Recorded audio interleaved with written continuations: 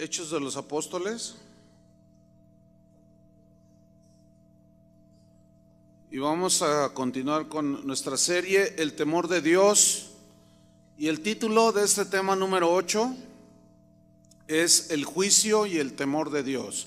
¿Qué relación hay cuando Dios envía juicio, castiga, disciplina a sus hijos? ¿Qué relación tiene con el temor de Dios? Precisamente es para producir temor de Dios. Vamos a ver. Hechos capítulo 5, versículo 1. Dice así: pero cierto hombre llamado Ananías, con Safira su mujer, vendió una heredad y sustrajo del precio, sabiéndolo también su mujer, y trayendo solo una parte, la puso a los pies de los apóstoles. Y dijo Pedro: Ananías, ¿por qué llenó Satanás tu corazón para que mintieses al Espíritu Santo y sustrajeses del precio de la heredad? Reteniéndola no se te quedaba a ti, y vendida no estaba en tu poder. ¿Por qué pusiste esto en tu corazón? No has mentido a los hombres, sino a Dios. Al oír Ananías estas palabras, cayó y expiró, y vino un gran temor sobre todos los que lo oyeron. Y levantándose los jóvenes lo envolvieron y sacándolo lo sepultaron. Pasado un lapso como de 3 horas, sucedió que entró su mujer, no sabiendo lo que había acontecido. Entonces Pedro le dijo: dime, ¿vendisteis en tanto la heredad? Y ella dijo: sí, en tanto. Y Pedro le dijo: ¿por qué convinisteis en tentar al Espíritu del Señor? He aquí a la puerta los pies de los que han sepultado a tu marido, y te sacarán a ti. Al instante ella cayó a los pies de él y expiró.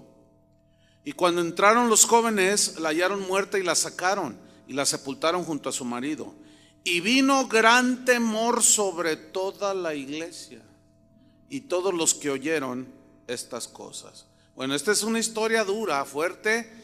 Y aquí vemos cómo el juicio de Dios a Ananías y Safira produjo temor en la iglesia. Se dieron cuenta de la seriedad con la que Dios trata el pecado dentro de la iglesia. Entonces, si vino un juicio, fue por algo, por pecado. Pero aquí es donde surge una pregunta. Pongan mucha atención. No, yo sé que no se van a dormir. La pregunta es esta: ¿se enoja Dios? Algunos dicen sí, otros dicen no, otros no dijeron nada. Se quedaron así pensando. Bueno, vamos a las escrituras, porque a fin de cuentas esto es lo que nosotros debemos creer, lo que viene en la Biblia. ¿Están de acuerdo conmigo? Vamos a ver si se enoja Dios, porque por allí andan algunas enseñanzas diciendo: no, Dios es amor. Dios no se enoja, Él es todo amor. Bueno, vamos a ver. Primera de Reyes 11, 9 al 10. Primera de Reyes capítulo 11, versículo 9 y 10. Estamos viendo a ver si Dios se enoja. Ok, vamos a leer Primera de Reyes 11, 9 al 10. Dice: y se enojó Jehová contra Salomón. ¿Qué hizo Dios? ¿Se enoja? Bueno, sigamos leyendo. ¿Cuál fue la razón? Por cuanto su corazón se había apartado de Jehová Dios de Israel, y se le había aparecido 2 veces, y le había mandado acerca de esto, que no siguiese a dioses ajenos. Mas él no guardó lo que le mandó Jehová, se fue tras dioses ajenos, y Dios se enojó. Escúchenme bien, Dios se sigue enojando contra la idolatría, contra sus hijos que siguen a ídolos, sean cantantes, predicadores, monitos, estampas, lo que sea. Hay un niño allí que por favor quisiera que lo llevaran al cunero, por favor, gracias. Entonces, ¿qué dice aquí? Que Dios se enoja. ¿Con quién se enoja? Se enoja con sus siervos que se apartan de Él. Entonces vemos que Él no es indiferente ni tolerante con el pecado. Él aborrece la desobediencia, aborrece la apostasía, aborrece el pecado. Sigamos viendo las escrituras. Salmo 80, versículo 4 y 5. Estamos viendo si Dios se enoja.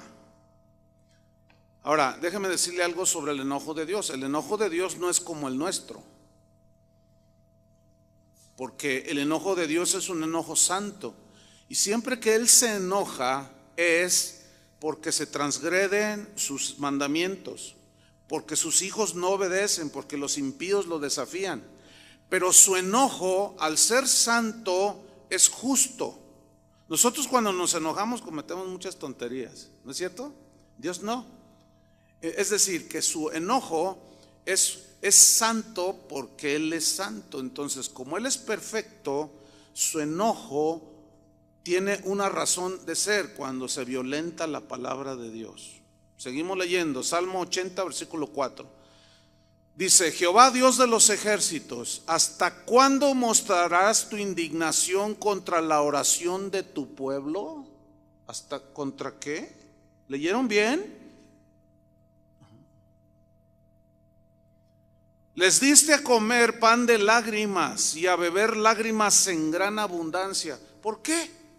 Pues porque se habían vuelto a los ídolos, porque entraron en desobediencia contra Dios. Dios sigue molestándose, indignándose cuando los que decimos que somos sus hijos le desobedecemos. ¿Por qué? Viene una pregunta aquí. ¿Por qué no son predicados los textos que hablan del enojo de Dios y de sus juicios? ¿Por qué casi no se predica de eso? ¿Por qué el cristianismo de hoy solamente predica acerca del amor de Dios y de su misericordia? Eso está bien, porque Dios es amor, ¿están de acuerdo?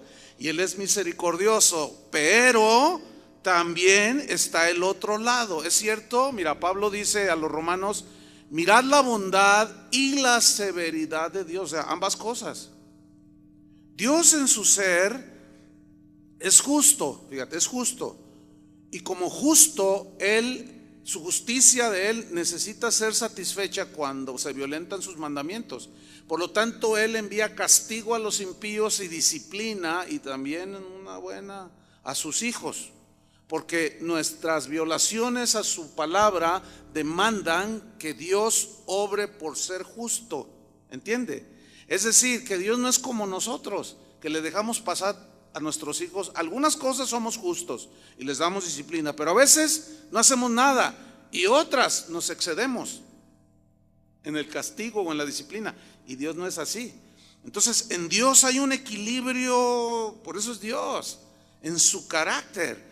Pero entonces la pregunta era: ¿por qué hoy solamente se habla del amor de Dios y de su misericordia, y no de que Dios se indigna y que Dios castiga y envía juicios cuando se le desobedece? Hay muchos versículos que nos dan el equilibrio en el carácter de Dios para tener un buen entendimiento de quién es Dios, porque algunos se engañan. Dicen: no, Dios es amor, Él nos perdona. ¿No? Alguno dirá: pero pastor, ese Dios que usted está hablando, ese es el Dios del Antiguo Testamento. Es allí donde se muestra a Dios como un Dios iracundo, enojado. Pero en el Nuevo Testamento Dios mostró su amor para con nosotros, en que siendo aún pecadores, Cristo murió por nosotros. Sí, es verdad, Dios mostró su amor, pero escúcheme bien. ¿Qué hizo Cristo en la cruz? Murió en nuestro lugar. ¿Qué recibió Cristo en lugar de nosotros? Su enojo, su ira. Cuando Cristo estaba en la cruz, antes de subir a la cruz, Él dijo: si es posible, pasa de mí esta copa. Se refería a la copa de la ira de Dios. Cuando Jesús estaba en la cruz, y la ira de Dios que castiga y que aborrece el pecado, y en ese momento al que no conoció pecado, por nosotros lo hizo pecado. En ese momento Dios derramó toda su ira en su Hijo, que estaba llevando nuestros pecados, entiéndalo. Y al ser derramada esa ira, Jesús lo sintió con tal intensidad que dijo: Padre, ¿por qué me has abandonado? Para que vean cómo Dios aborrece el pecado. Entonces, sí es cierto que Dios es amor, pero también Dios sigue enojándose. Entonces, si alguno dice: es que el Dios del Antiguo Testamento era un Dios enojón, y el del Nuevo Testamento es un Dios de amor. Bueno, entonces estás diciendo que en el Antiguo Testamento Dios perdía el control de sí mismo y que en el Nuevo Testamento, bueno, pasaron muchos años y Dios maduró y desarrolló dominio propio, entonces ya es amor. Vean las cosas que luego creemos, ¿eh? Si alguno cree así, bueno, vamos a seguir escudriñando las Escrituras. Vámonos al Nuevo Testamento, que es donde algunos aseguran que el Dios que se revela allí es el Dios de amor. Sí, el Dios de amor, para todo aquel que cree. Y el que no cree, ¿será qué? Condenado, la ira de Dios está sobre él. Salmo 2, versículo 12. Vamos a ver el enojo de Jesucristo. ¿Y por qué se enojaba? Siempre fueron razones justas. Salmo 2, versículo 12.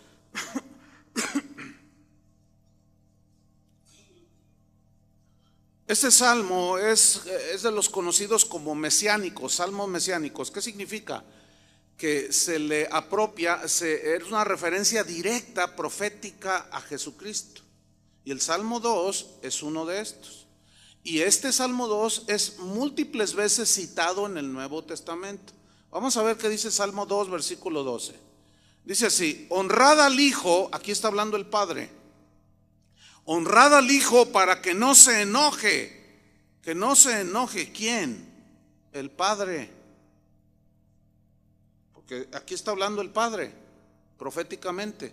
Honrad al Hijo para que no se enoje y perezcáis en el camino, pues inflama de pronto su ira.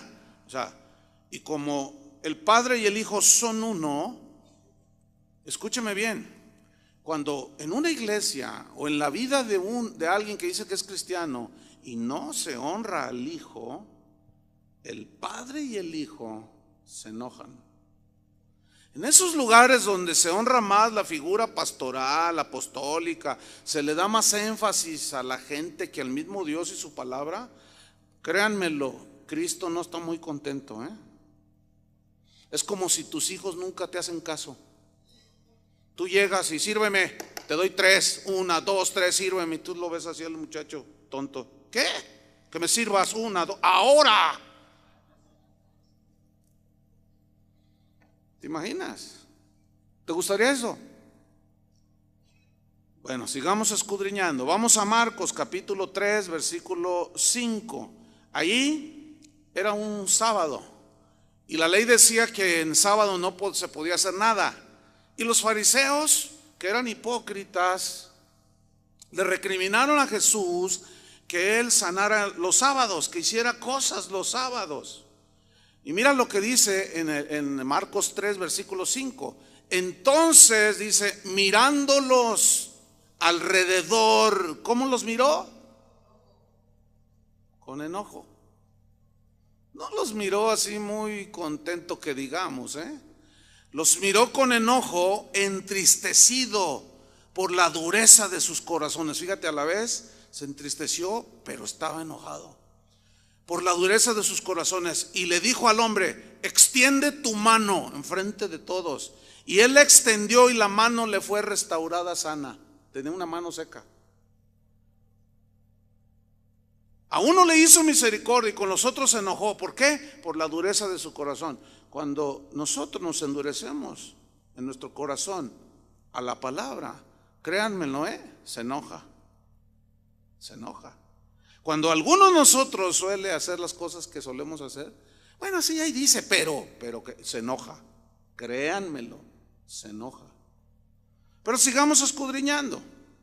Vamos ahora a un episodio en la vida de Jesús cuando entró al templo en Jerusalén. ¿Se acuerdan de ese pasaje? Hay 2 ocasiones en las cuales Jesús entró. Una está en Mateo 27, me parece, y la otra en Juan capítulo 2, que es la que vamos a leer. Juan capítulo 2, versículo 13. Ahí Jesús entró al templo. Ahora, ¿qué se supone que se debería de hacer en el templo? Adorar a Dios, ¿no es cierto? Que la gente se acercara a Dios, los sacerdotes hacían su función, enseñaban la palabra, ofreciendo sacrificios, etcétera, etcétera, etcétera. Vamos a ver qué sucedió. Juan capítulo 2, versículo 13. Estaba cerca la Pascua de los judíos, cuando sacrificaban el cordero. Y subió Jesús a Jerusalén.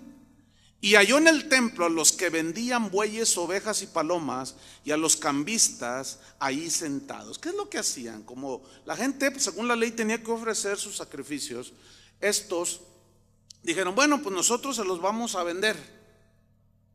En su origen, la intención era buena y ayudaba a mucha gente que venía de otros países. Había gente que venía de Egipto, de África, judíos que subían a Jerusalén. Entonces imagínate venir cargando el borrego o venir arriando la vaca, estaba medio difícil, ¿no?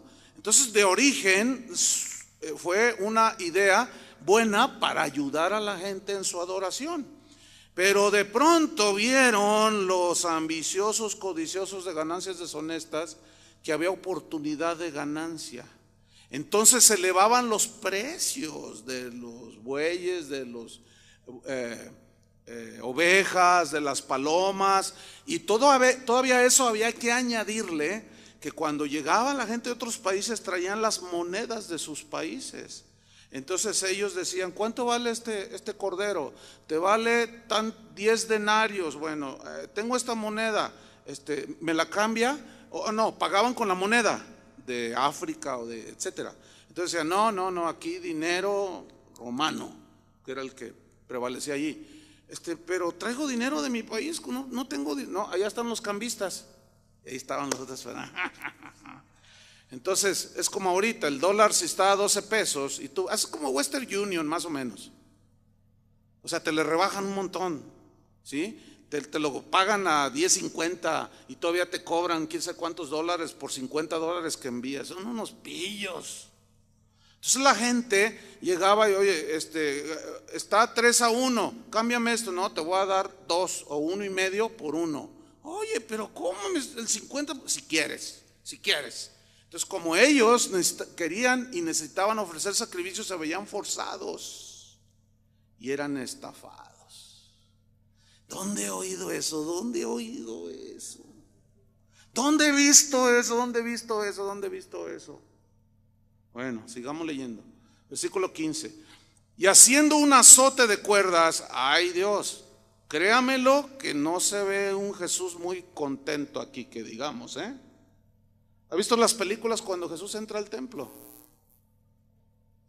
Y lo escenifican bien. Él estaba enojado y tomó unas cuerdas y comenzó, no a la gente, no a la gente. Comenzó, fíjese, hizo un azote de cuerdas y echó fuera del templo a todos. Y las ovejas y los bueyes, y esparció las monedas de los cambistas y volcó las mesas. Y dijo a los que vendían palomas, quitad de aquí esto y no hagáis de la casa de mi padre casa de mercado. Eso era lo que había sucedido. Ahora, alguno podría decir, pero ¿cómo tú dices que nos salgamos? ¿Qué no dice la ley? Tú mismo viniste a ofrecer un cordero. El asunto no era ese, el asunto era el abuso. Es como ahora, dicen, hermanos, voy a grabar un CD para bendecir al pueblo. Y luego ya sacan su CD y vale 150 pesos. Bueno, los de Juan Gabriel, los de Luis Miguel valen eso. Y si tú pagas por los del mundo eso, ¿por qué no pagas por los discos? ¿No era para bendecir a los hermanos? Es algo parecido, ¿entienden? Y luego ya, ay, qué bonito canta, queremos que venga. Bueno, sí, pero te cuesta $10,000 que yo te dé un concierto. Imagínate nomás. Eso es lo que está sucediendo hoy. Entonces les dijo, quitad esto de aquí y no hagáis de la casa de mi padre casa de mercado. Entonces se acordaron sus discípulos que está escrito, el celo de tu casa me consume. En Mateo hace un énfasis de que Jesús dice, porque mi casa será llamada casa de oración para todos los pueblos, y ustedes la han hecho cueva de ladrones. O sea, Jesús no estaba oponiendo a que le ofrecieran a la gente los animalitos del sacrificio, ¿lo entienden? Sino al abuso, al encarecimiento, al que si no te cuesta tanto, le subían el precio y luego traían otra moneda, no te la recibo, ve a cambiarla, y el otro abusaba más. Eso fue el enojo de Jesús, no el hecho en sí mismo de vender animalitos. Es como las Biblias hoy, hermanos. Las Biblias deben de ser baratas, accesibles. Las hay de 10 pesos, o sea, menos de $1. Pero claro, pues están sencillas, ¿no? Pero hay unas caras, pero y ahí ya cada quien, ¿verdad? Ya con piel y eso, pero hay Biblias, hay organizaciones que entienden bien esto, y la verdad, no puedes decir que están lucrando descaradamente. Entonces, es el abuso, hermano. Y de esto, hermanos, en el evangelio de hoy está. Miren, si Jesús viniera y quitara el comercio del cristianismo de hoy, sin duda habría un derrumbe de muchas iglesias, de muchos ministerios que están fundados no en Cristo, sino en el dinero. ¿Me expliqué? Se vendrían abajo si los echara, porque entonces ya no tendrían, porque ellos existen por eso, no porque en verdad ellos estén fundamentados sobre Cristo. La primera iglesia, Juan y Pedro, no tenían oro. Aquel hombre en el templo les pedía, y no tenemos plata ni oro, pero lo que tenemos te damos, en el nombre de Jesucristo levántate. Y aquel hombre fue sanado. Entonces, ¿qué necesita la iglesia? ¿Dinero o poder de Dios? El poder de Dios. ¿Qué necesita? ¿La palabra de Dios o dinero? Bueno, muchos ministerios hoy, todos aquellos que solicitan dinero, que quién sabe cuál, y pacte y ándele, esos son esos que Jesús se enoja contra ellos. Y ellos dicen, Dios nos está apoyando. Así no es. O sea, si en verdad les estuviera apoyando, no es en base a estafar a la gente como lo hacían en el templo. ¿Qué creen ustedes que pensará Cristo de los que han convertido su iglesia en un centro de recreo, o un centro de comercio, de negocios, centros de actividades sociales donde le van a socializar? ¿Sabe que hay iglesias donde ahorita, bueno, hay de todo, y sería interminable poner ejemplos, pero vámonos sobre el asunto? Muchos hablan solamente de la ternura de Jesús, y qué bueno, porque Jesús es tierno. ¿Han sentido alguna vez la ternura de Jesús? Yo muchas veces, pero también he sentido su vara. ¿Cuántos la han sentido? Ahora, acuérdense que en Hebreos 12 dice que Dios al que ama, ¿qué? Disciplina. Y si somos disciplinados es porque somos hijos de Él. Si no somos disciplinados, entonces somos bastardos, dice la Biblia. Entonces, escúchame bien. Si tú eres disciplinado constantemente por Dios, así como el Padre disciplina a sus hijos, dale gracias y siéntete contento, eres hijo de Dios. Si no te disciplinas y haces lo que haces, dices lo que haces, las tranzas que haces, y no te pasa nada, no sientes la disciplina de Dios y sientes, mira, ya ves, no está tan mal porque me bendice el Señor. No, lo que pasa es que no eres su hijo. Por eso no, es como yo no disciplino a otros que no son mis hijos, nomás a mis hijos. ¿O no? Igual Dios no va a disciplinar a los que no son sus hijos. Ayer un hermano me dijo, hermano, así llorando, dice, dice, yo pensaba que, ¿por qué, Señor, te ensañas? Y ahora dije, no, ya entendí, soy su hijo y estoy bien contento aunque me está doliendo, dice. Bueno, ¿qué eres, hijo o no eres hijo? Pero estamos viendo cómo muchos hablan solamente de la ternura de Jesús, solo se predica el lado compasivo, paciente, amoroso y benigno. Y eso es bueno porque Él es así, pero seríamos ciegos y hasta tontos si no vemos que Dios se indigna, que Dios se enoja. Seríamos necios, ciegos. Hebreos 12:25. Miren lo que dice allí. Hebreos 12:25. Dice así: mirad que no desechéis al que habla, porque si no escaparon aquellos que desecharon al que los amonestaba en la tierra, se refiere al monte Sinaí cuando estaba ahí la nube y estaba el Señor. Dice, si esos no escaparon, mucho menos nosotros si desecharemos al que amonesta desde los cielos. O sea, si no le hacemos caso. Si aquellos, dice, no escaparon ¿a qué? Al juicio, a la disciplina. Y se refiere a los judíos ahí en el desierto, ¿eh? ¿Cuántas veces me hicieron enojar en el desierto? Dijo. Me tentaron, cada rato estaban allí y me hicieron enojar. Y una vez le dijo a Moisés: hazte a un lado, Moisés. ¿Qué vas a hacer? Hazte a un lado, le dice. ¿Qué vas a hacer, Señor? Que te hagas a un lado porque los voy a fulminar a todos. Estaba enojado el Señor. No, dice, y empieza a interceder por ellos. No, Señor, tú eres lento para la ira y grande. Y empieza a interceder por ellos. Y es verdad, Dios es lento para la ira y grande misericordia. Y se detuvo Dios. Fíjate la oración de Moisés. Pero Dios siguió enojado.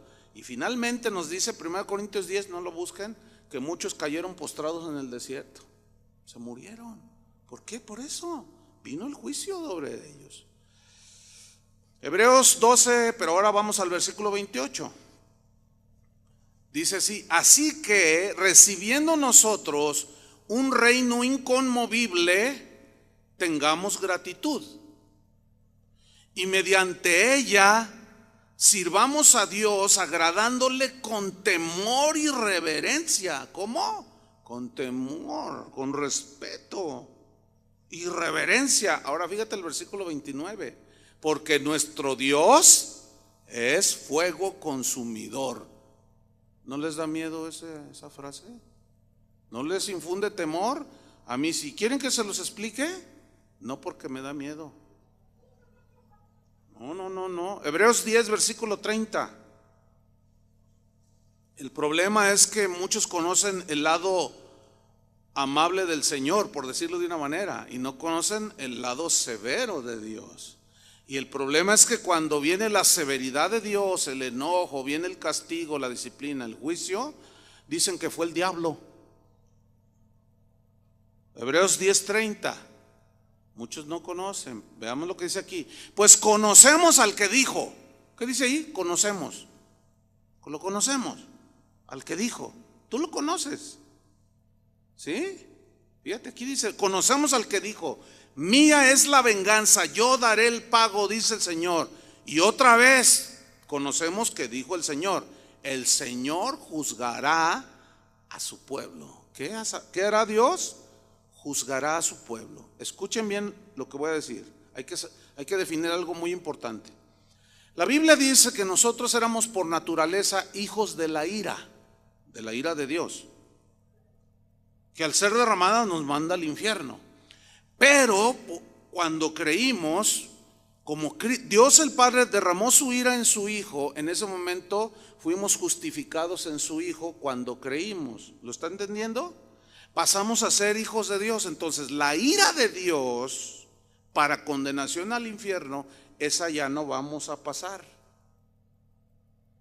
Lo que vamos a pasar es el juicio del tribunal de Cristo, donde se nos darán las recompensas o se nos detendrán, donde seremos juzgados según hayamos hecho, bueno o malo, cuando estábamos en el cuerpo. Fíjate. Y ahí es donde algunos van a ser reprendidos. Sí, estaremos allá con el Señor, pero muchos dicen: no te voy a dar tu galardón. Entonces, ¿qué juzga hoy en su pueblo? Pedro dice que el juicio comienza ¿por dónde? Por la casa de Dios. ¿Por dónde empieza? Por la casa de Dios. Ok, sigo leyendo Hebreos 10:30. El Señor juzgará a su pueblo. Y miren el versículo 31. Horrenda cosa es caer en manos del Dios vivo. Horrenda cosa. ¿Qué le sucedió a Zafira y Ananías? Vamos a ver la historia del juicio a Zafira y Ananías. Escúchenme bien. Esta es una historia del Nuevo Testamento. Es una historia donde estaba Pedro, estaban los apóstoles, ¿sí? Probablemente Zafira y Ananías conocieron a Jesús. Es muy probable. La Biblia no da esos detalles, pero eran contemporáneos de los apóstoles. Y es muy posible que ellos oyeron a Jesús predicar. Su mensaje llegó a sus vidas. Y ellos formaron parte de la iglesia de Jesucristo. De pronto comienza un mover en el capítulo 4, no lo vamos a ver, un mover soberano del Espíritu Santo. La persecución a los cristianos estaba provocando que muchos entraran en pobreza al perder sus negocios, al perder sus trabajos, sus medios de entrada para sostenerse.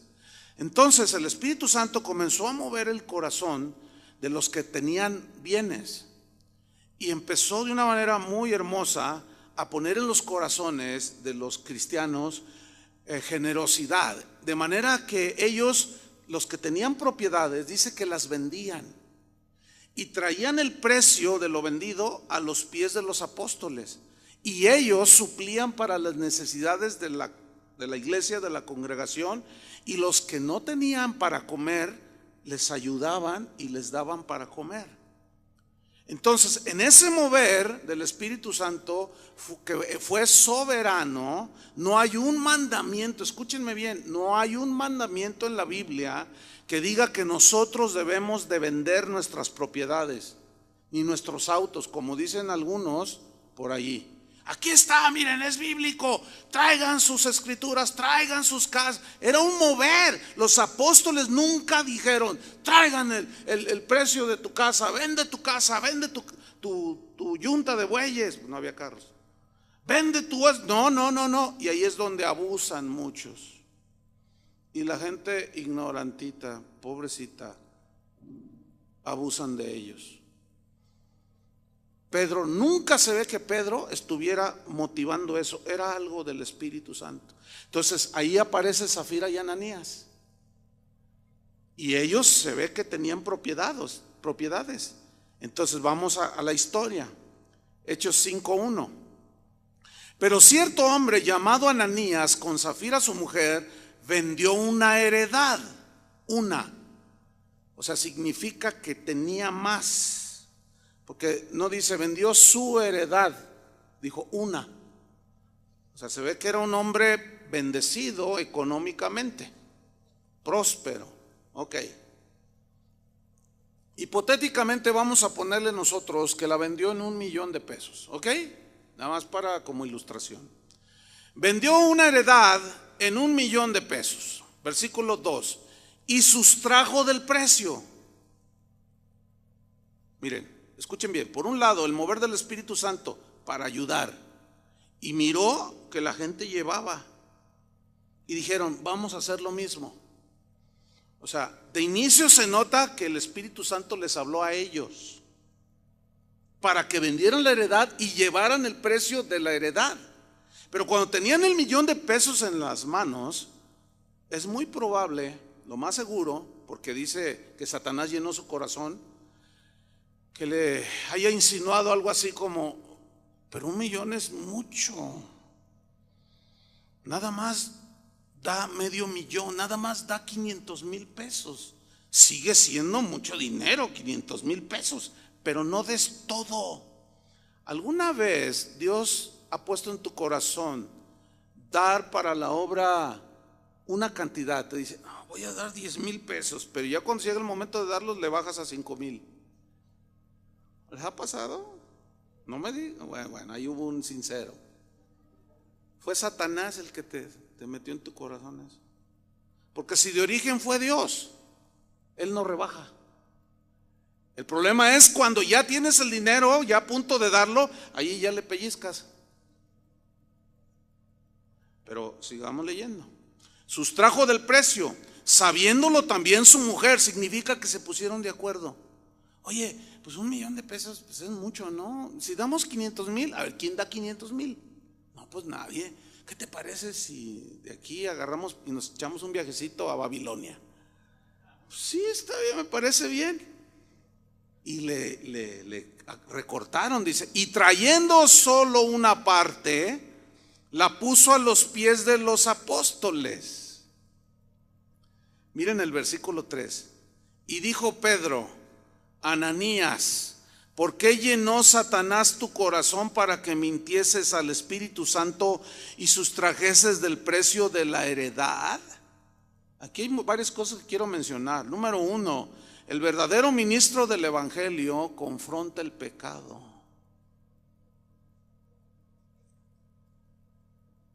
¿Quieren que se los repita? El verdadero ministro de Jesucristo confronta el pecado. Versículo 4. Después, ahorita vamos a más cositas. Le dice: reteniéndola, tu heredad, ¿no se te quedaba a ti? Y vendida, ¿no estaba en tu poder? ¿El problema cuál fue? ¿Por qué pusiste esto en tu corazón? O sea, ¿por qué permitiste que Satanás te llenara el corazón? ¿Por qué pusiste esto en tu corazón? No has mentido a los hombres, dice, sino a Dios. Versículo 5, mire lo que sucedió, ¿eh? En este caso el juicio vino inmediato, hermanos. Dios queriendo preservar a su iglesia en el temor, en su temor. Dios queriendo preservar a su iglesia en la santidad. Dios diciendo: yo no voy a admitir hipocresías, ladrones, fraudulentos. Yo no los voy a permitir. Si quieren ser parte de la iglesia, necesitan pasar por la cruz de mi Hijo, doblando su rodilla, arrepintiéndose, lavando sus pecados y cambiando de vida. De otra manera no. Y el juicio fue inmediato. Dice: al oír Ananías estas palabras, cayó y expiró, se murió. Y vino un gran temor sobre todos los que lo oyeron. Oiga, mire, vamos a aplicarnos un poco aquí en este versículo.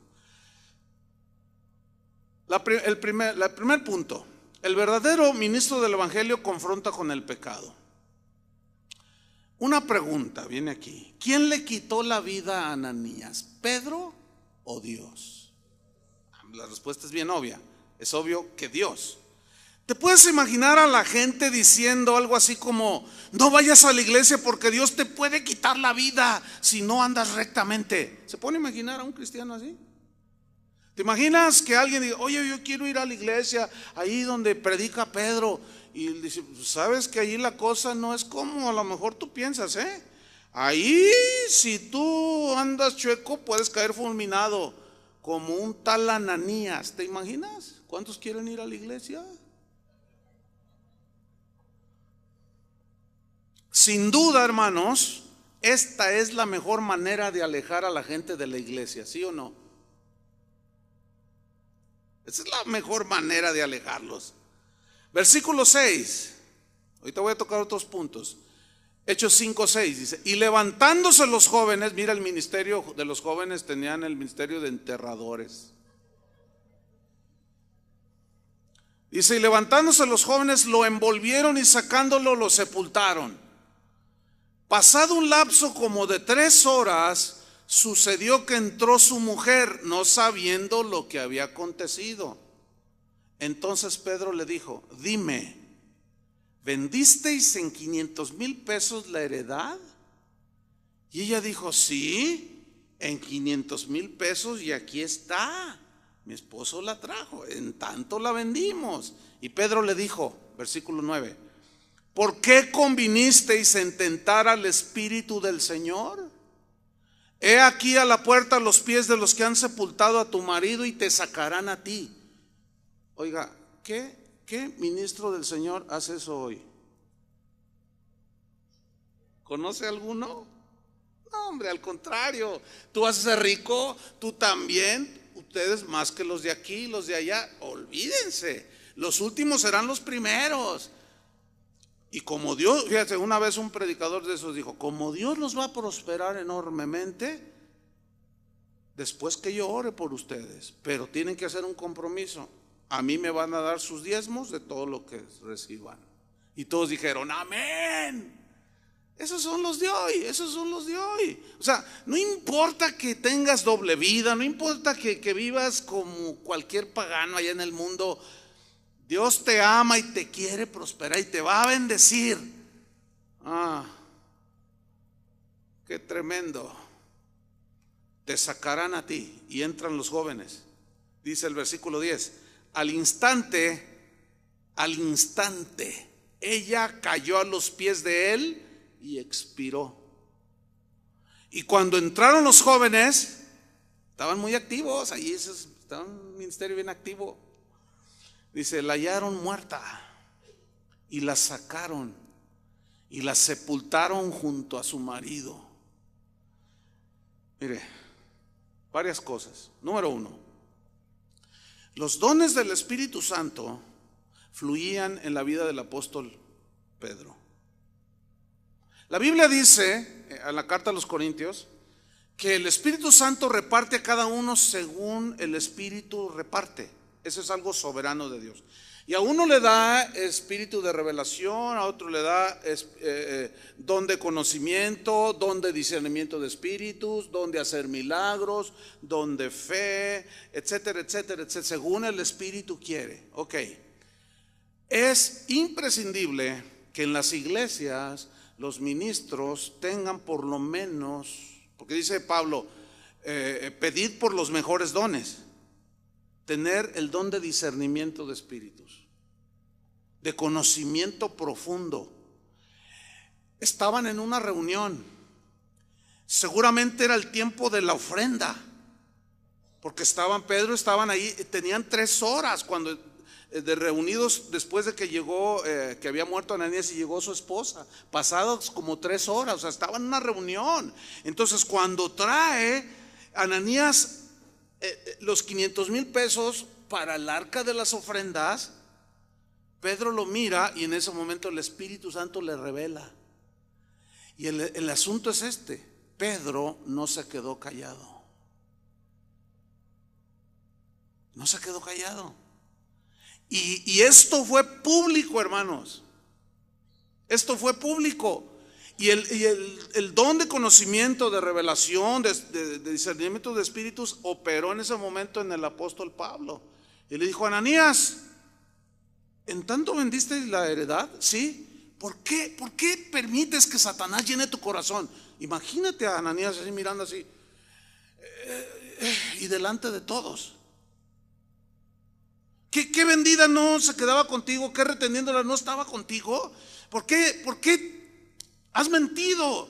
No a los hombres, has mentido a Dios. Y en ese momento, delante de todos, cayó muerto. Imagínate. Una vez un pastor me habló en la noche. Pues ya serían como las 10 de la noche, un jueves. Yo estaba ya en mi casa, había terminado la reunión y suena el teléfono y era un pastor de acá de la costa, de Colima. Entonces me dice: Chuy, soy el pastor tal. Hola, ¿cómo estás? Dice: hermano, no sé qué ha pasado, una tragedia, no sé qué hacer. Y estaba llorando y yo le dije: a ver, espérate, cálmate, tranquilízate y cuéntame. Es que no podía, estaba muy turbado, muy perturbado. Yo le dije: mira, tranquilízate y platícame. Y dice: es que, ¿te acuerdas que yo te comenté que había una hermana ahí que decía que era profeta y que tenía doble vida y engañaba al marido y hacía un montón de cosas? Dice: entonces yo he estado predicando contra el pecado y ella en plena predicación dijo: así dice el Señor, y profetizó y un montón de cosas. Entonces me interrumpió y yo extendí mi mano y le dije: cállate en el nombre de Jesús. Y dice: y cuando yo dije eso, se cayó la señora. Y pues todos se asustaron y que les dijo: déjenla ahí, déjenla. Y yo terminé la predicación y estaba hablando con unas personas y al final alguien viene y me dice: pastor, venga, necesita venir a ver. ¿Qué pasó? La señora, ¿qué tiene la señora? Venga y véala. Pastor, está muerta, me dice. Estoy aquí en la oficina y está aquí afuera en el auditorio, está muerta la señora. Y yo dije: ay, Dios. Y dice: ¿qué hago? Le dije: mira, tranquilízate, háblale a la policía, háblale a la Cruz Roja, que vengan, ellos van a investigar. ¿Qué les digo? Pues que se cayó. Pues que se cayó. Tú no le vayas a decir: es que era una falsa profeta, es que Dios trajo juicio, porque no te van a entender y van a sospechar de ti. Nada más diles que se cayó. Entonces le dije: tenme al tanto. Entonces, bueno, ya hizo todo el asunto y me llama: ya se la llevaron, pastor, y pues tengo que ir a declarar porque pues yo soy el pastor allí y me dijeron que fuera a declarar y pues ve. Bueno, pasaron 2 días Y me llama el pastor, me dice: pastor, me dice, ¿estás sentado? Le digo: sí, ¿por qué? Agárrate, dice, si no, siéntate. ¿Por qué? Dice: le hicieron la autopsia a la señora esta que murió. Le digo: ¿y? Dice: pues el médico forense estaba espantado, estaba totalmente desconcertado. ¿Por qué? Dice: porque cuando la abrieron para saber el motivo de su deceso, dice, no estaba el corazón. ¿Cómo que no estaba el corazón? Había explotado el corazón literalmente. Era una masa sanguinolenta, pastor. Y él dije: ¿qué es esto? ¿Sabe? Pregúntenme cómo esa iglesia entró en una nueva dimensión. Pregúntenme. ¿Quieren preguntarme? ¿Quieren preguntarme si vino temor de Dios sobre esa iglesia y sobre ese pastor? Pregúntenme, por favor. Sí, sí vino. Esa es la mejor manera de sacar de la iglesia a los falsos.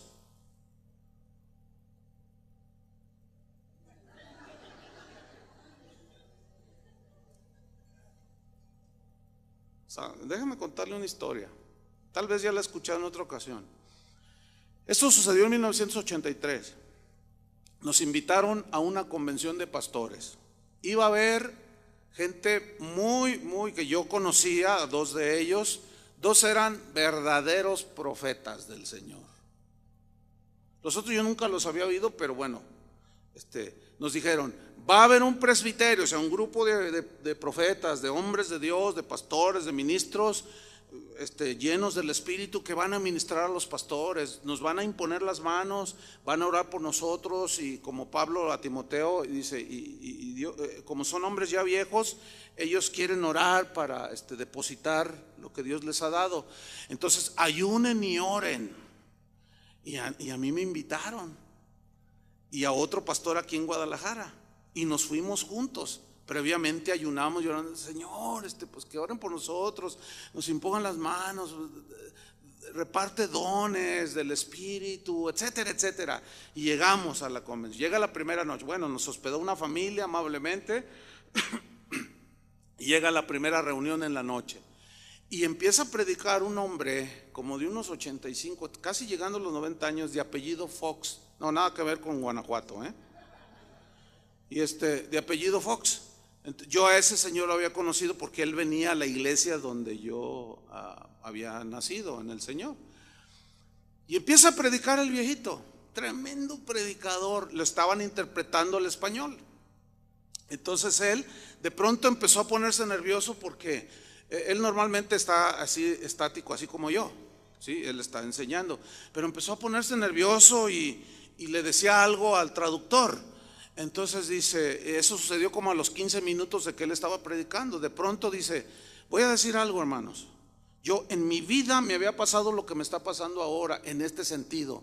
Jamás lo he hecho, pero hoy lo voy a hacer porque el Espíritu Santo me lo está diciendo. Todos dijeron: y ahí viene la palabra, ahí viene, ahí viene, ahí viene. Entonces dice: usted que está allí en medio, usted sí, un hombre dice: yo, usted, venga para acá. La señora que está junto a usted, ¿quién es? Mi esposa. Vengan los dos, pónganme 2 sillas aquí. Y se las pusieron así a su derecha. Acá estaba el intérprete, estaba aquí el hermano Fox, y estaba allí las 2 sillas, y lo pusieron enfrente, así, del lado de la congregación, todos viendo. Había como 2,000 pastores, o 2,000 personas, pastores con sus esposas. Entonces le dice: mira, y el hombre temblaba así, se le miraba, y le dice: mira, es la última vez, te dice el Señor, que te lo digo. Si no te arrepientes de lo que estás haciendo, te vas a morir, le dijo. Y el otro: ¿qué? Y le dice: andas en adulterio, tienes otra mujer, y si tú no te arrepientes, te vas a morir en este momento. Mentira, dice. Ok, si soy mentiroso, caiga yo en este momento al instante muerto, o caigas tú, le dice. Y el hombre dice: sí, ya no, no,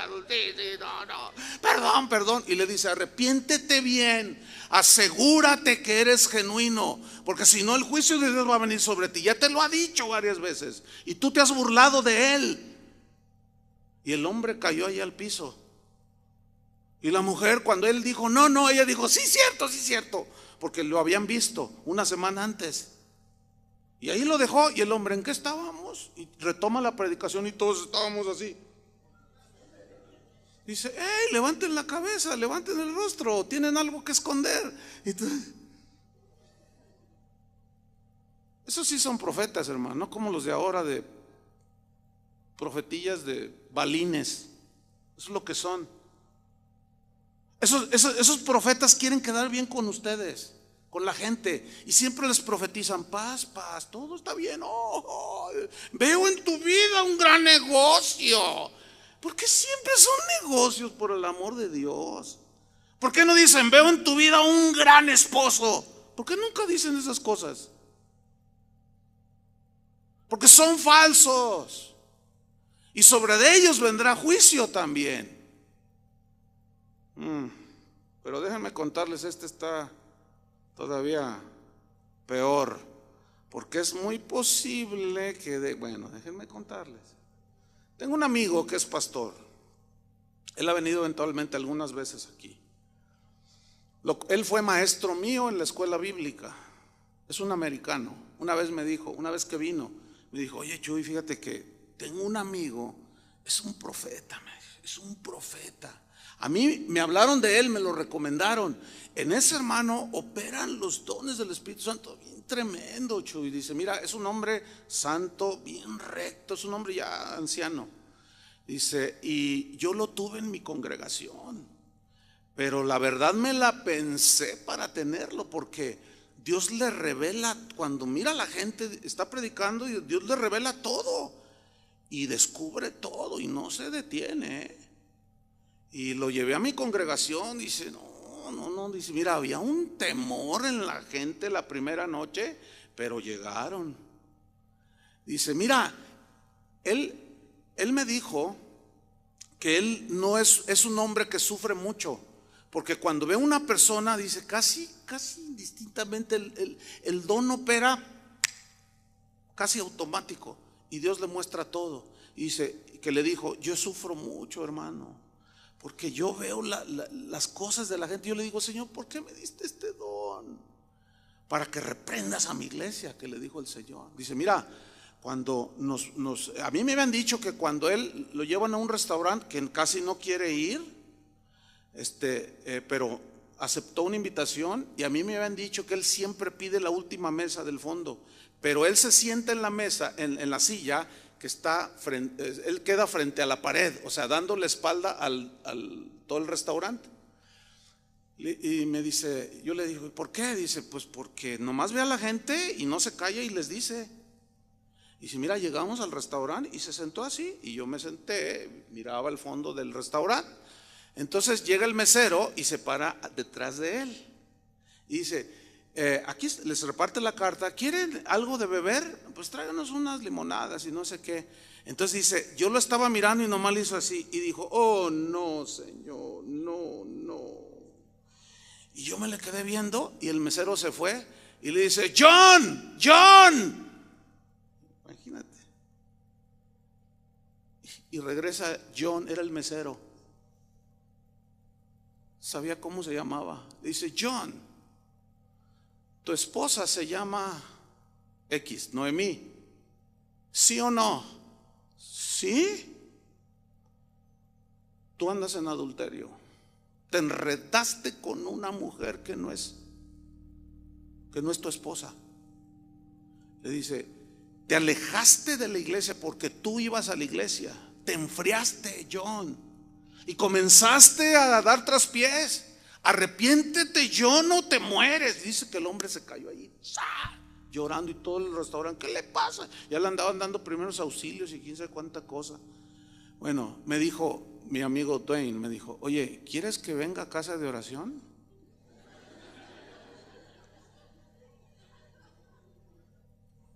Y yo le dije que sí. No se ha dado, no sé por qué. No sé si sea por la misericordia de Dios. No sé si porque el Señor diga, no, es que si lo mando se queda sola casa de oración. Pero no quito el dedo del renglón, Y ya estoy consiguiendo el correo de Dwayne, y le voy a decir, oye, ¿te acuerdas de aquel profeta queremos que venga. Bueno, oren. No sé, bueno, 1 Corintios 11:27. Dios es amor, sí es amor, pero también se enoja y también envía juicio sobre sus hijos. Todos esos que andan coqueteando todavía con el diablo, con las cosas esotéricas y todas esas cosas. Hermanos, miren, ciertamente, 1 Corintios 11, ciertamente Dios es lento para la ira y grande en misericordia, pero eso no significa que su ira no llegue el momento en que su enojo lo aplique. Algunos de ustedes han sido amonestados por Dios y les entra por aquí y les sale por acá. Si Dios nos está trayendo esta palabra, quiero que noten cómo nos está llevando en la serie sobre el temor de Dios. Si Dios nos está llevando a este punto, hermanos, se quedaron bien serios, les dio temor, ¿verdad? Así se llama el tema. El juicio y el temor de Dios. ¿Qué relación hay? Casi ninguna. Casi ninguna. Ahora vamos a ver cómo seguía Dios moviendo en la iglesia primitiva. 1 Corintios 11:27. Está hablando Pablo de tomar la Santa Cena.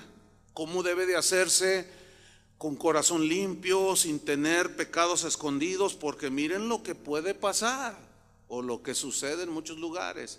1 Corintios 11:27. De manera que cualquiera que comiera este pan o bebiera esta copa del Señor indignamente, significa en pecado deliberado, ahí guardado, sabiendo que lo que estás haciendo no está, Dios está enojado y luego se celebra Santa Cena o la Cena del Señor y pones cara de San Martín de Porres y vas y la tomas. Ten mucho cuidado. Fíjate lo que dice. De manera que cualquiera que comiere este pan o bebiere de esta copa del Señor indignamente será culpado del cuerpo y de la sangre del Señor, de la muerte significa. Por tanto, dice, pruébese cada uno a sí mismo, significa examínese a sí mismo, y coma así del pan y beba de la copa. Algunos cuando hacemos Santa Cena, algunos dicen, uy pastor, casi no hacemos Santa Cena, por misericordia de Dios. Porque no es cualquier cosa. Unos la acostumbran cada semana y se hace un ritual sin ton ni son. La Biblia no dice cada cuándo hay que hacer. Las veces que la bebiereis y comiereis este pan y esta copa. Pero cuando lo hacemos, hermanos, previamente doy una serie de enseñanzas. Porque no es cualquier cosa. Y hay algunos, hermano, aquí no tenemos Santa Cena del Señor. No, a la ligera no. Por esto que estamos leyendo, sigámoslo haciendo. Por tanto, pruébese cada uno a sí mismo, coma así del pan y beba de la copa, porque el que come y bebe indignamente, sin discernir el cuerpo del Señor, o sea, sin entender lo que hizo Cristo en la cruz, y sigue con sus cosas, y come y bebe, ¿qué sucede? Juicio come, y bebe juicio para sí. Y miren lo que había pasado en la iglesia de los Corintios, versículo 30.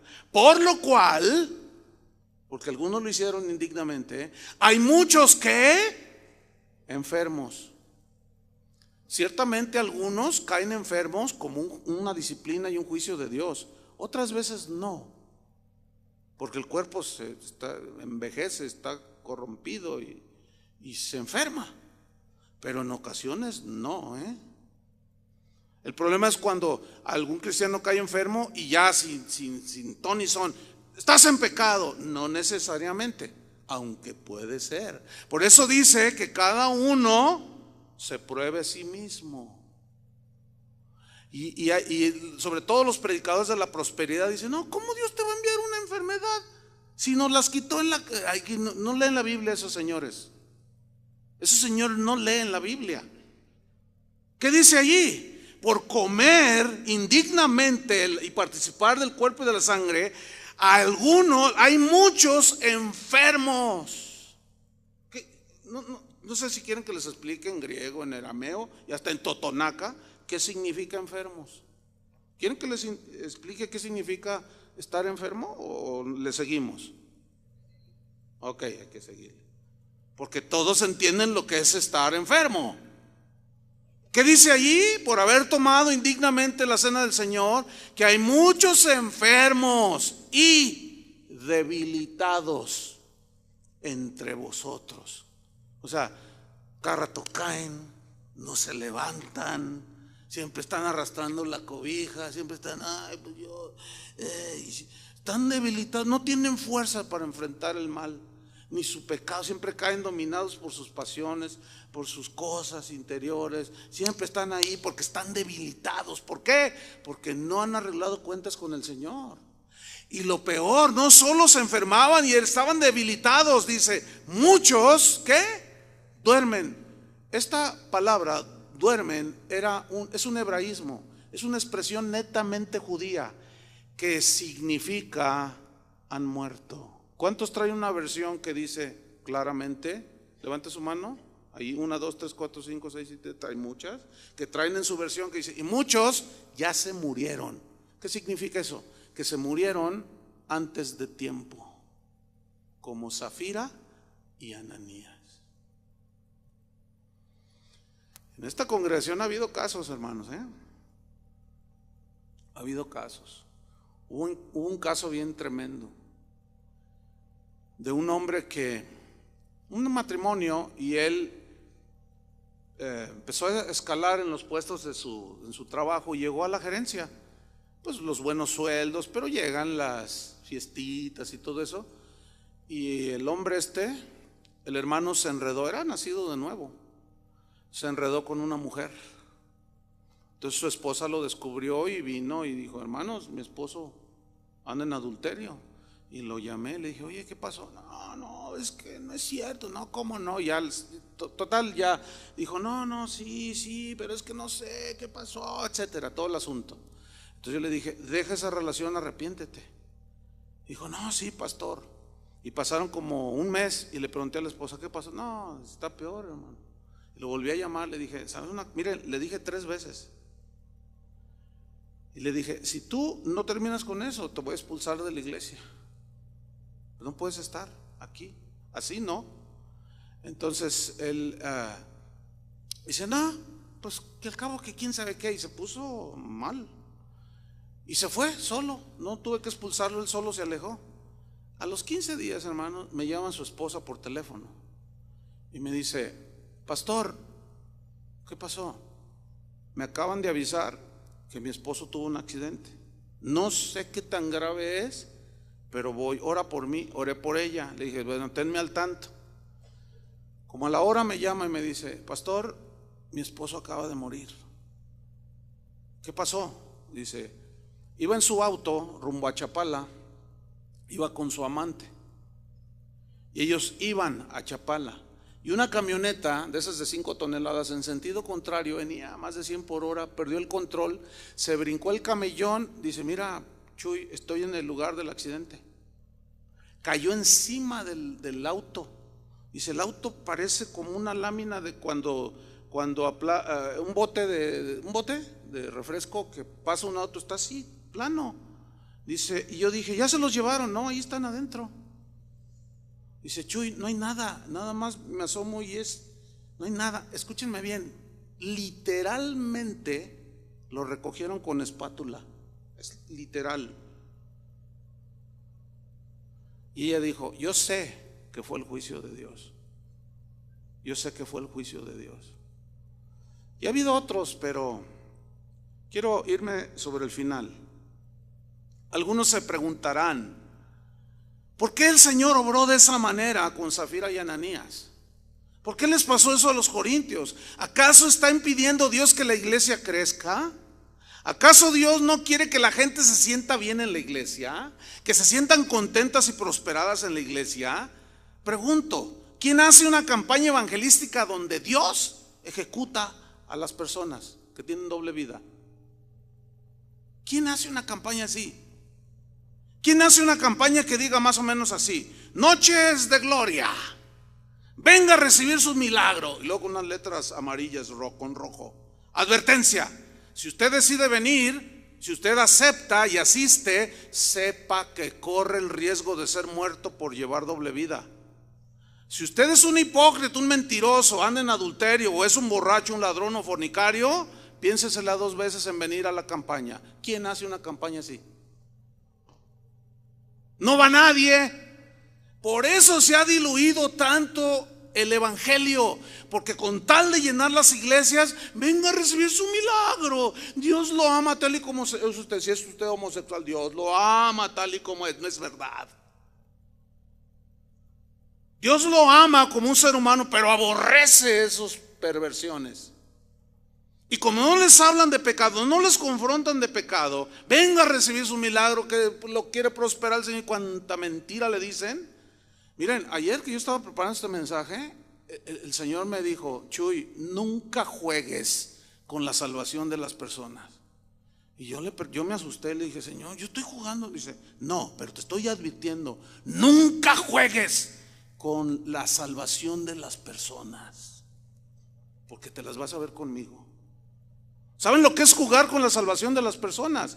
Decirles mentiras de que Dios los ama tal y como son y que no va a pasar nada y que todo está bien. No es cierto. Si tú te mueres sin Cristo en tu corazón, te vas al infierno.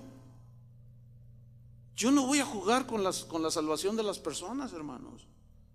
Dios me libre de jugar. Y hay de aquellos que juegan con la salvación de las personas. Hay de aquellos. ¿Se imaginan a la gente nueva allí en el episodio del libro de los Hechos, en el capítulo 5? A la gente nueva que estaba allí con su corazoncito puesto. Porque aquí les ponemos un corazón, ¿no? ¿Se imaginan a esa gente que estaba en esa reunión, que presenciaron el juicio de Dios sobre Zafira y Ananías? ¿Se imaginan? Oye, vámonos de aquí porque Dios nos va a matar. Aquí nos dijeron que Dios nos iba a hacer ricos, como nos dijo el apóstol Armando Negocios de la Cruz, que Dios nos quería, pero no, aquí se me hace que la onda aquí no es así, no, aquí el Señor los fulmina. Otros dicen: si les predicamos así a la iglesia, pues nunca va a crecer, dicen. ¿Cómo les vamos a hablar que Dios aborrece su pecado? ¿Cómo les vamos a decir que Dios los va a mandar al infierno si no se... No, les vamos a decir que todo está bien y que Dios los quiere bendecir. Pero miren, rápidamente vamos a ver precisamente que esa fue la estrategia de Dios para hacer crecer la iglesia de Cristo. Gente temerosa de Dios. Hechos 5:14, vamos ahí, es el mismo pasaje de Zafira y Ananías. ¿Se detuvo el crecimiento de la iglesia porque Dios trayó juicio y fue presenciado por la gente? No, al contrario, mire versículo 14. Y los que creían en el Señor aumentaban más, gran número así de hombres como de mujeres. ¿Cómo creció la iglesia en sus inicios? Enviando Dios juicio sobre los hipócritas. Qué increíble, qué estrategia tan más distinta. Vamos rápidamente a ver cómo la iglesia no se detuvo, siguió creciendo, hermanos, a pesar de estas cosas que sucedieron. Vamos a leer Hechos 6:1. Rápidamente dice: en aquellos días, como creciera el número de los discípulos, ¿qué sucedió? Creció el número de los discípulos. Ahora vamos a Hechos capítulo 12, versículo 21. Mire Dios siguió enviando sus juicios. Hechos 12:21 dice: y un día señalado, Herodes, vestido de ropas reales, se sentó en el tribunal y les arengó. O sea, los emocionaba. Y el pueblo aclamaba diciendo: voz de Dios. A Dios, allí lo estaban viendo, hacían Dios a Herodes. Decían la gente: voz de Dios y no de hombre. Al momento, dice, un ángel del Señor le hirió, por cuanto no dio la gloria a Dios, y expiró comido de gusanos. Mira el 24. Pero la palabra del Señor crecía y se multiplicaba. Todo esto echa por tierra a todos esos cobardes, porque eso es lo que son, que no quieren hablar las cosas tal y como son cobardes.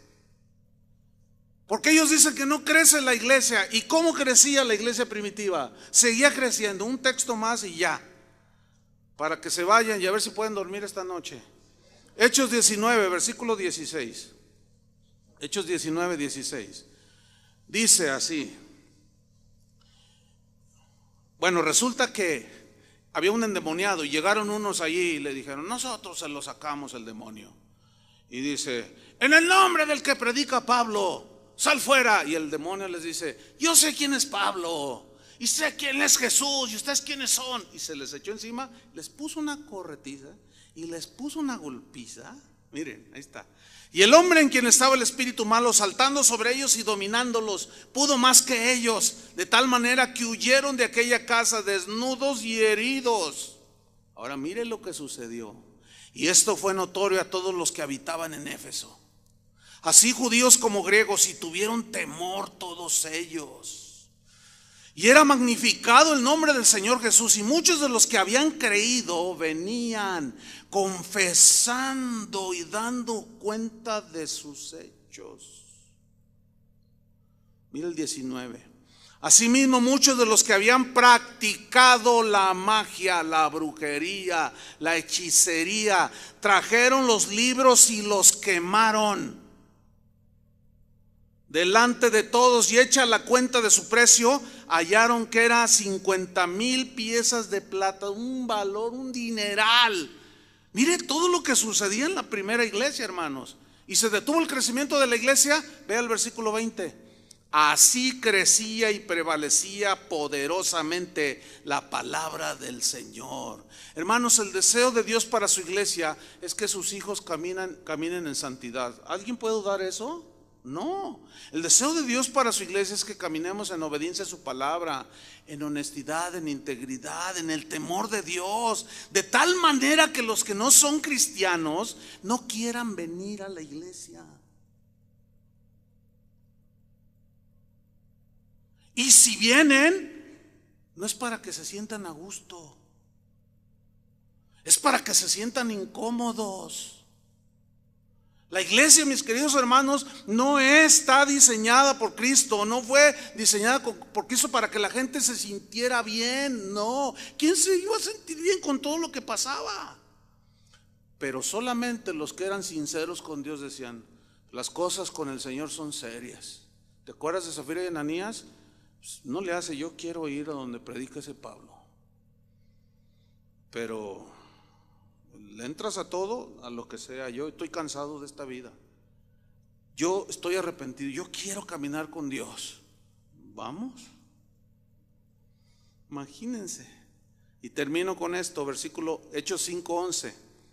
Vino gran temor sobre toda la iglesia y sobre todos los que oyeron estas cosas. El juicio y el temor de Dios. Hermanos, les digo esto finalmente: si Dios nos está llevando ahora por aquí, lo que sigue puede ser eso. Yo no soy profeta, soy pastor, pero es una advertencia bien seria. Esta es una gran razón para temerle, para adorarle, para servirle con amor y reverencia, con temor de Dios. Oremos. Señor, te damos muchas gracias. Sabemos que eres un Dios de amor, pero también eres un Dios de disciplina, de castigo, de juicio. Sabemos que eres lento para la ira y grande misericordia, y eso es lo que nos da tiempo para arreglar cuentas, que eres lento para la ira. Pero llegó un momento en el tiempo antiguo en que dijiste: basta ya, y enviaste el diluvio y destruiste a todos. Y tu lentitud para la ira y tu gran misericordia, hubo un momento en que dijiste: basta ya, y Sodoma y Gomorra fue borrada del mapa. Señor, tú dijiste que vendrías por una iglesia pura, limpia y sin mancha, y por esa vendrás. Y sentimos que estás limpiando a tu iglesia, Señor. Si todavía no ha habido juicio, es porque eres lento para la ira. Pero, Señor, no podemos decirte no lo hagas. ¿Quién te pudo estorbar cuando dijiste traerá un diluvio? Cuando le dijiste a Lot, sal de Sodoma, y destruiste todo, Señor. Cuando Zafira y Ananías llegaron ahí a la iglesia con su hipocresía, con sus mentiras, ¿quién te puede decir no lo hagas? Lo que sí podemos decir es, Señor, alarga tu misericordia. Sé lento para la ira. Danos tiempo, Señor.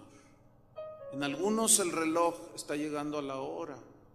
Cada quien debe de arreglar sus cuentas con Dios. Ten misericordia, Señor, de nosotros. Pero no podemos decir que no limpies a tu iglesia. Si el juicio comienza por la casa de Dios, ¿cuál será el fin de aquellos que te rechazan, Señor? En el nombre de Jesús, ayúdanos, Señor. Danos tu gracia, tu paciencia, tu longanimidad, Señor, se extienda. Hay mucha corrupción, Señor, en la iglesia. Hay mucha mentira, muchas falsas doctrinas, muchos falsos maestros. Que la voz de tu Espíritu salga, Señor, por cada rincón de la tierra, en cada iglesia, apercibiendo a los verdaderos hijos de Dios, de que el juicio vendrá. Después ya no habrá tiempo como le pasó a Esaú, que lloraba y lloraba y procuraba con lágrimas, pero ya se había pasado el tiempo. Ya no hubo tiempo para el arrepentimiento. Una vez que Dios decide ya enviar juicio, ya no hay tiempo. Danos sabiduría, Señor, para entender los tiempos. En el nombre de Jesús.